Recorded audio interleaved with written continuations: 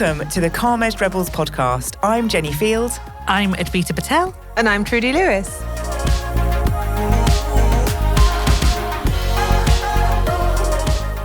So in this episode, I thought we would look at influence and power. Just, casually. Just because. It's a really easy topic.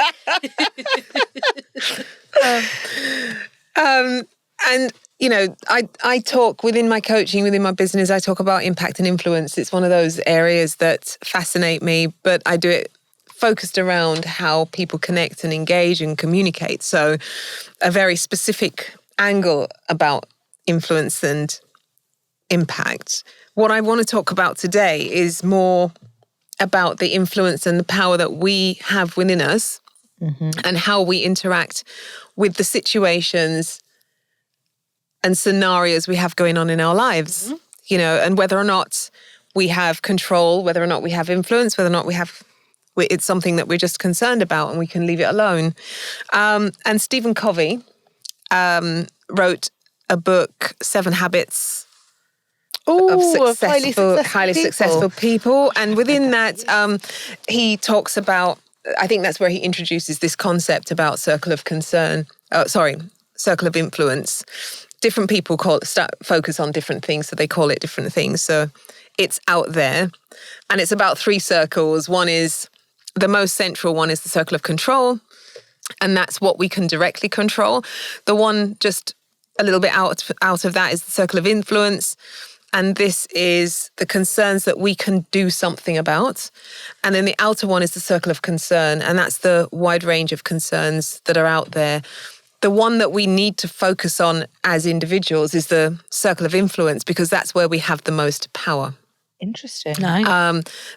And that's the one that you want to expand as much as possible, because it's the area that you have that you can deal with the concerns that you have, and you can do something about it. Now, the circle of control is usually quite small for most of us. We don't necessarily have a wide amount of things that we can fully control. And it's accepting that. It's saying, do you know what? I can't control everything. We talk about this model a lot when it comes to people feeling slightly overwhelmed or people feeling stressed, simply because it's about focusing on, well, what can you actually control? And control here isn't necessarily power. I think the most powerful part of this is actually influence. So I thought we would have a discussion about this.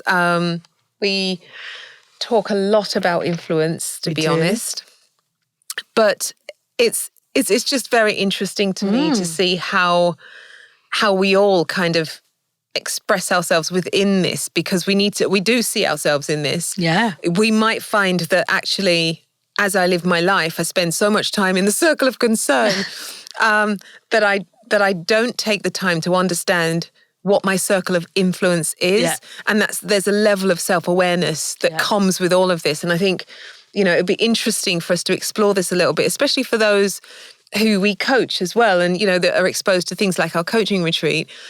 It's one more thing or one more string to their bow to getting stronger, more developed.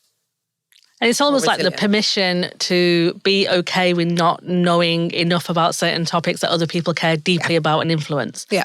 And I think we can sometimes, and I think we touched upon this in a previous episode where we spoke about climate change. And we all care about it. We're all very, very sustainable in what we do and how we manage that. But there are certain levels of influence we just don't have. No. Yeah. Compared to the Greta Thunbergs of the world, who's got their audience captivated. Not captive, that'd be weird, wouldn't it? Maybe she does. I mean, she may want to do that, considering some of the people she's had to deal with. But she's got influence in that space, and she drives the messaging quite well in her way.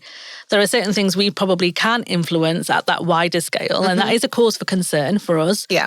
But I see what you mean, Trudy, in terms of what can we influence. To Jenni's point when she spoke about this earlier, it's like, look, I do what I can do at home in terms of recycling, being mindful of travel, choosing the right mode of transport, walking where possible, trying to avoid buying diesel cars, that kind of stuff. And I think that's what our influence, right, to do that, so we can encourage our friends and family to do the same. We may not be able to do the level of stuff they do at that level, depending on their influence, but we have to be quite manageable in our influence. So yeah, I like the fact that we can think of it in that way. It doesn't mean that we don't care about the circle of concern. And when you mentioned this to me before, I was quickly having a look through it, and I said there's two types of people, and they're reactive and proactive. And Stephen Covey talks about the reactive people tend to be victimize themselves quite a lot and blame things and say, well, what's the point? Well, what's the point of me recycling? Because I'm not going to make a difference. Me putting plastic in a separate bin is not going to change the crisis we're in right now. But if everyone thought that way, then there'd be a bigger crisis than what we're in today. Yeah. And it's so true. Like, what can we influence and what can we change? And those small changes that we all do combined can influence a bigger change. Think of the collective power that we have. If we said, you know what, we're going to focus on that circle of influence and we're going to look at the things that we can change or that we can impact, rather than sitting, like you said, like just sitting in that circle of concern and thinking, yeah, it's a problem, it's too big for me, so that means, guess what, I'm just not going to do anything because it's too big for me. And that's what happens in that circle of concern part, because you see the bigness of some of the challenges that are around you. And it could be challenges just within your family. It doesn't have to be climate change, which is massive. I see the problems that are around me. They're too big, so I'm almost frozen like a rabbit in headlights sometimes about how I will handle it. But if we were to say to ourselves, well, what one thing could you do to influence the situation? And I think that, for me, is the position of power that we all have, that we can say, okay, I can assess what things I have control over, which, as I said, is always going to be a small amount of things. But in the grand scheme of things, what are the things that I can actively influence in this situation?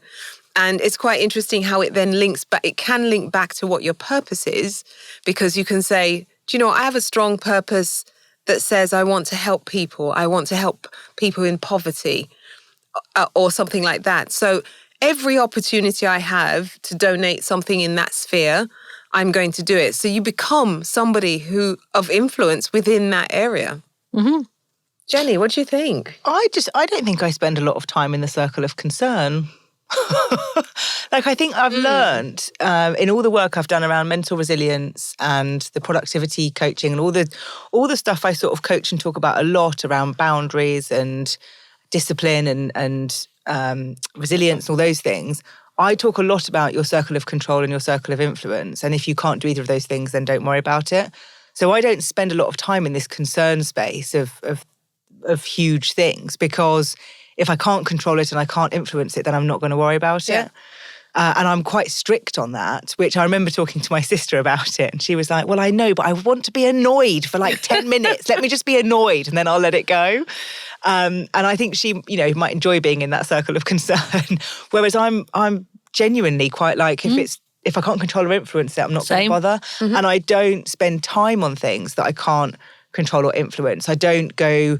I don't invest time in sort of reading and watching and getting involved in debates about, things going on in the world if I don't feel I can control or influence that. Because otherwise I'm just adding to a circle of concern that could make me feel overwhelmed or could take me away from some of the goals and the things I want to do. So I generally stick in my influence control because that's where I know I can add value. And I'm also quite clear where I can influence and where I can't, and what's worth my energy and what's not, and I think that's also quite important. It is very important. That balance of what am I going to spend my time kind of thinking about and focusing on, and the wastefulness actually of thinking about things that actually, do you know what, I have no influence or control over this. Yeah, and I think it's being clear about where you want to influence. Even if I think about the three of us and the work that we do, we all do quite different work. We all care about, very similar things, but we're very passionate about different things, and something that I will feel hugely strongly about going in and I've got to go in and influence this. I've got to go and, I feel like my presence and just being there will have an impact. I say that a lot. That's going to be different for me, certainly, with you two and with lots of other people, that what drives that behaviour, what drives that need to go and influence and change comes back to the purpose, which is your point, Trudy. Like my whole thing is if everyone understood how to communicate better at work, work would be a much better place. That's why Redefining Comms exists. It's why I do what I do. Like just understand a few other things and then you could really make a huge difference. So I will do whatever I can to influence people, to help leaders and organisations understand that in order to help them. Yeah. But I don't feel the same about having to influence people in other things because I suppose I feel like other people have got that. Yeah. And I don't need to do that. Others have got that. And they're better at that than I am. Yeah. And I think that all goes down to where does your genius lie ultimately? And I think we can always be, we can always get involved in anything we want to get involved. There's nothing stopping us doing that. But to your point, where's the end?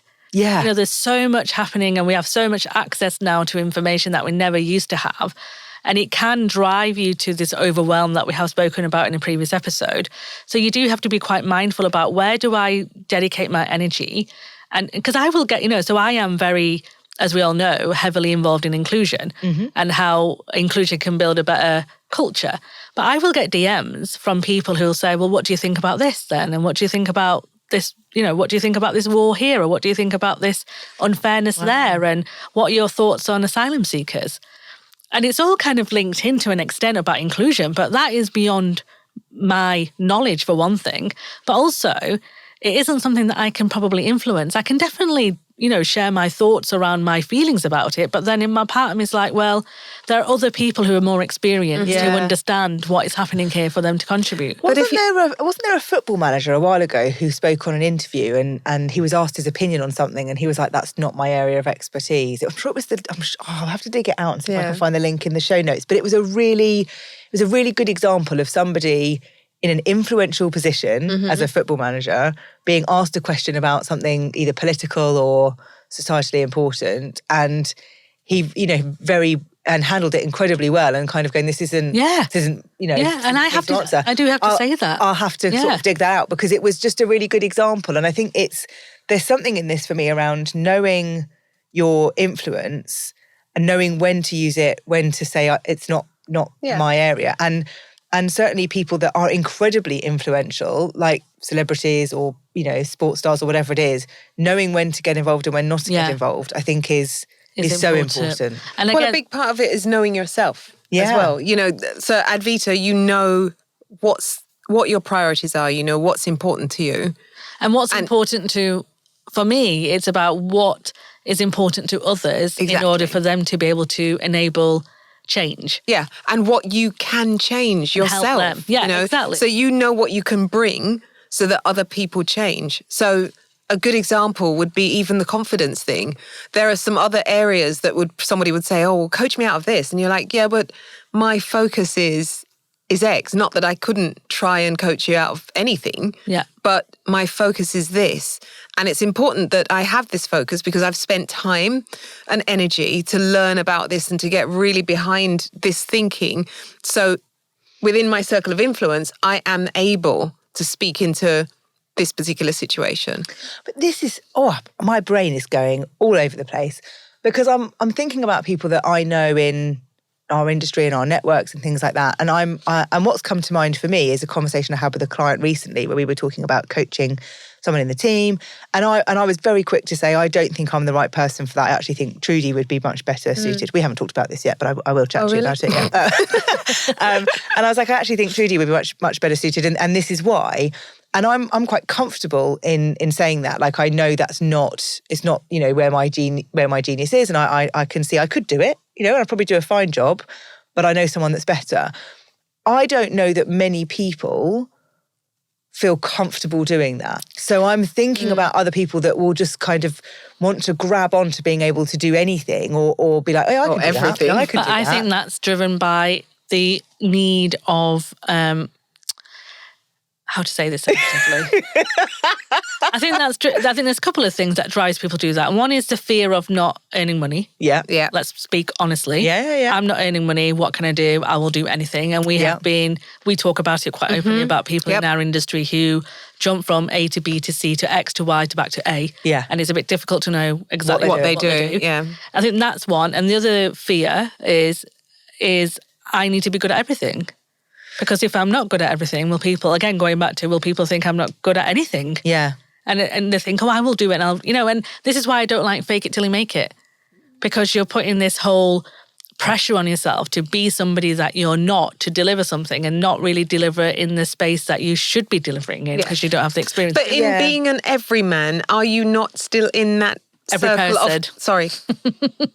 Being that every person, are you not in that circle of concern? Are you not wallowing? Yeah, I think you're sitting in that space. But for me, this circle of concern is just noise. Yeah. It's just absolute noise. Yeah. And I always say, if you're everything to everyone, you're nothing to anyone, because you can't do that. And if I swim around in this circle of concern, I could be concerned about so many things. There's so much to be concerned about in the world that I could spend my life being concerned. Yeah. Like that's literally and what I not could achieving do. anything. Not achieving anything, but just wallowing in a circle of concern that doesn't help me achieve my goals, doesn't help me focus on what I need to do. And that's why I talk about editing your choices. Like you can't, that's from Matt Haig, you can't read every book, you can't watch every film, you can't do everything. There's so much choice now.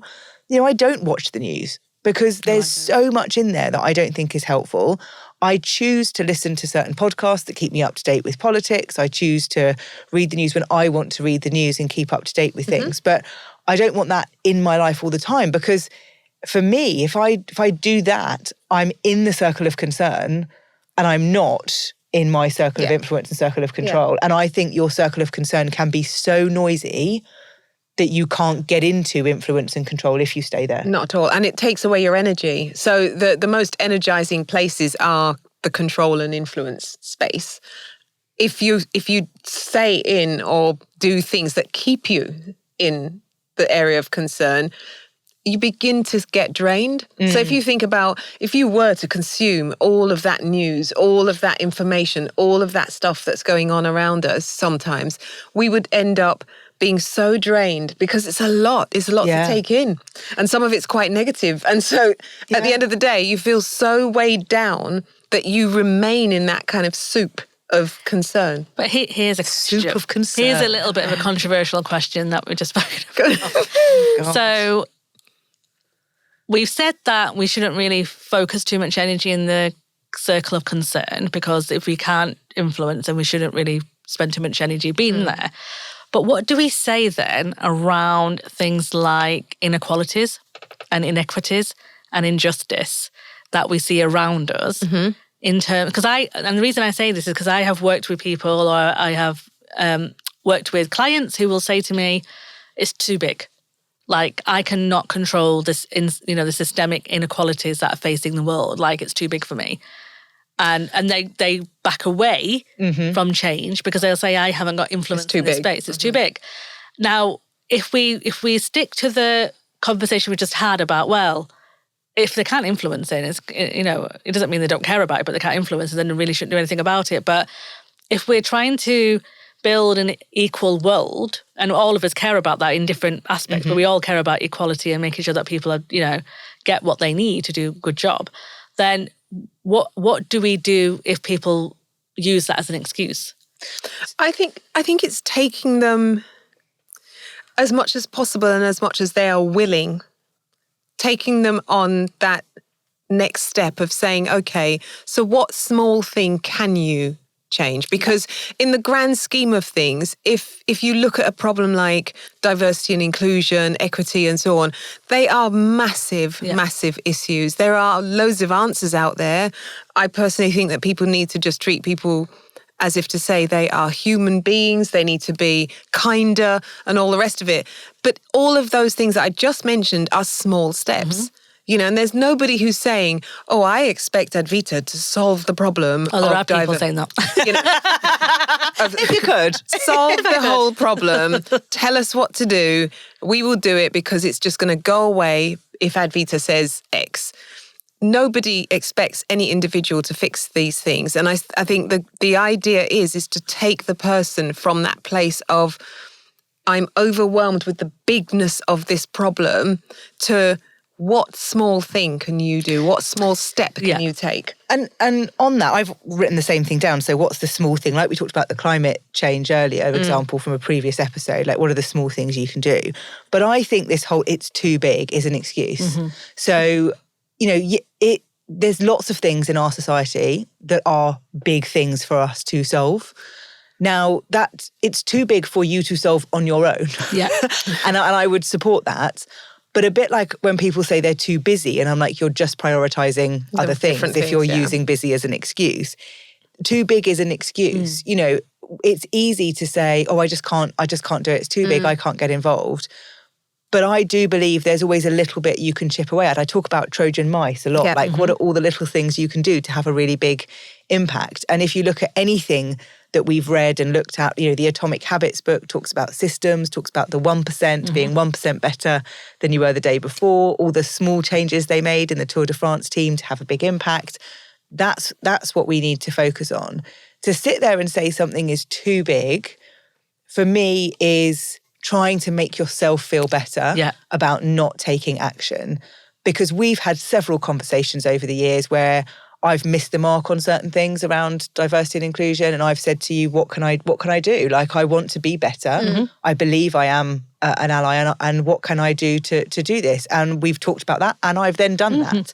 So there's always something you could do. And I think don't underestimate small actions that could have a really big impact. Like I say, small ripples create big waves, right? Yeah, they do. So it's about, and when you were just talking, both of you, the thought that came into my head was micro-influencers. And I think if we can all have that mindset of whether you care a lot about climate change, we care about inclusion and diversity, we can all be micro-influencers in that space. To Jenni's point, we've all learned a lot around different topics over the years, and we've all made small changes, which has had big impact. Yeah. When if you think about some of the recent stuff, which we won't share on the podcast because, it is confidential. There are things we just don't talk about. There are. But there was a situation where you had to call it out and then they dealt with it and that, and it's happened. And that would have been very uncomfortable for a lot of people. But you were like, well, what can I do about it? Yeah. What is it that I need to do I have got influence in this space. So what can I do to influence the decisions that we need to make sure that this doesn't happen again? And you took that action, and there's lots of people who would have said, it's not my thing, and, that's just what it is. Yeah, but that for me comes back to, and it's a values thing for me. I hate people that say they believe something but then don't take action. Yeah. It's very easy to be performative, especially in this space, and not do anything. It's very easy to sponsor events and not turn up. It's very easy to say things and not really follow through on them. That's easy, and I hate that. It really doesn't sit well with me from a values perspective. But that was a great example of your circle of influence. Yes, and I think it's important to know that circle of influence. And to our point in an earlier episode about negotiating, I've got a relationship there that I know allows me to have a conversation to influence, and that's reciprocal. That person can also influence me back, and that's important. But I think you're right. It's knowing where your ability to influence is. It's then taking action to do where that. You can. Yeah. And almost in some ways taking control of a situation by influencing it. Yes. And I mean, it's interesting because we've taken a different angle of looking at this model, because I know that this model is used to help people who are stuck sometimes. So just bear with us that we've taken it in a different direction. But I think it's a good direction, because actually it's highlighting the fact that there are actions that we can take, even in and amongst our thought that something is too big, and to not use those big things as excuses. So we've got a few minutes for tips. Is there any kind of tips that you would give to people who might be saying, do you know what, I'm not sure where I sit in this particular circle, and I need to move on to that circle of influence, or I need to increase my circle of influence? I think there's a couple of things for me looking at sort of influence, control, concern. If you're just concerned about it and can't do anything about it, then please just stop being concerned about it, because you'll do your own head in doing that. Because it can be relentless. I think your influence and your control has to link back to your goals and your intentions. What do you want to do? What are the things, your purpose, your values, all of those things that will help you then move into that space of spending time in that circle of influence, circle of control. And I always, we've talked about this a few times with conversations we've been having with clients around to what end. It's probably a question I've asked more in the last 6 months than I have before. To what end are we doing this? And I think influence and control play a role in that. And I'm remembering a Instagram reel that I saw recently where it's somebody sort of taking a picture, and there's a man next to her, and he's going, What are you doing? And she's going, I'm an influencer. And he's going, what, influencing what? And she was like, people to follow me. And he was like, but like, why? And she's like, could you just get out the shot? Like, I'm influencing. And it's that same, what are you influencing and why? And I think if you do have the ability to influence from that angle of the model, then be intentional about that and be educated in your influencing. Good. Yeah. My tip is, if there is something in the area of concern or the circle of concern that you are very passionate about, then step away from the victimization and the kind of blame, I would say, and work backwards from that. So if you want to influence a change in policy, if you want to influence strategy, if you want to influence big change, what do you have to do to get there? So what's your community like? What's your circle of influence? Who are your community? And what do you need to do to build that? To your point, that example we shared before, you worked hard to build your circle of influence with people who will help you do what you need to do, and you can help them and influence them. So if there is something, then look at your community. Who's in your community that can help you build things, and who in your community can you influence? And look at your community. Like, I'm a community builder. It's really important for me to do that. The other tip I would give is, again, similar to what Jenni was saying, is like, what is it that you're trying to do? What is it that you're trying to achieve? And it's really easy, isn't it? Like with social media, sitting on Twitter, Google, like raging about things that you have literally. I'm going to talk about this. Okay, we'll get comfortable. Go ahead. I want to talk about this whole political thing around Meghan and Harry. Yeah. Right? And a part of me is like, who cares? Like, what? You being so involved and so ragey about this book that he's written and the behaviour of this and that, what you doing that on Twitter for half an hour at a time, what change have you actually done? What impact have you actually had on these individuals? They're basically celebrities, right, who are sharing intimate details about their lives. How is that going to impact you in your life? Yeah. And this is what I'm in this. So, and that's a very real example, because I've just seen something about Harry on Twitter before, but I look at some of these things and think, why you're sitting in this circle of concern that has literally nothing to do with you. And you can do nothing about it. And there's nothing, what you're going to do, knock on Harry's door and say, don't do that, Harry. Yeah. All right, Meghan. It's the one thing that everyone talks about, though, isn't it? Have you? And I'm like, I haven't watched anything. No. I haven't got the time. Yeah. I've got quite a lot of other things to be doing. There's absolutely nothing I can, my life is not going to change in any way. Not at all. For me to be involved in this discussion. And we all like a gossip, don't get me wrong, but gossip probably about people we know. Yeah. Yeah, because I mean, when you think of it from that perspective, it is, can you really impact that at all? Can you have any influence there at all? Or if you have access to them, would it make any difference? Yeah. Probably not. They've already chosen the path that they're going on. It's let them to it. You do you. You do you. But I guess, I don't know, did you have another tip, or was that? No, I thought I just done Meghan and Harry. Fair. But so just to close this off, I think mine would be about, just become aware of these different things. If you find yourself wallowing, maybe, I don't think I should use that term, but anyway, if you find yourself kind of stuck in a kind of place of concern about things that you have no control over and you're not able to influence, then perhaps see where there is something that you truly care about that you can move in small steps towards. But that comes with awareness, because, we can blindly just be sitting there consuming news, consuming information, talking about it, tweeting about it, and just going along our business without thinking about what we're doing when actually we should be thinking. And is it a distraction? That's the other thing to think about. Yeah. Like, are you doing that? Are you getting involved in the circle of concern because you're distracted? You're distracting yourself from other stuff. And is it somewhere that you quite like to go for a distraction? Well, you could go for a little bit, and then you'd leave. I'm going to I feel like we've got these different pools. In my head, there's like this little pool of concern, this pool of influence, and this pool of control. I'm just going to go have a little swim in the pool of concern. Yeah. And then I'm going to come back over. But I'm not going to say that. You see, the thing is, I love what your sister said. She said, I'm just going to go for it, and I'm leaving. And I think... So, I'm not saying to anybody, don't read the news or don't go on Twitter. I think the idea is if you so enjoy going there, go there, but don't let it consume you. Yeah, and don't let that dictate your life. It's a bit like go there on holiday, but don't live there. Yeah, don't live there. Visit. I want you all to live in the influence and the control. We'll live there. We'll visit the concern, but we won't stay there. We want to live in the villa with a pool. Yeah. In control. In control. Yeah, exactly.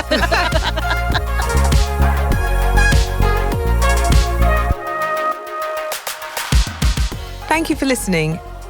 If you want to find out more or subscribe to our newsletter, visit calmagerebels.com. We'd love to continue the conversation, so please connect, ask questions, and share your thinking with us.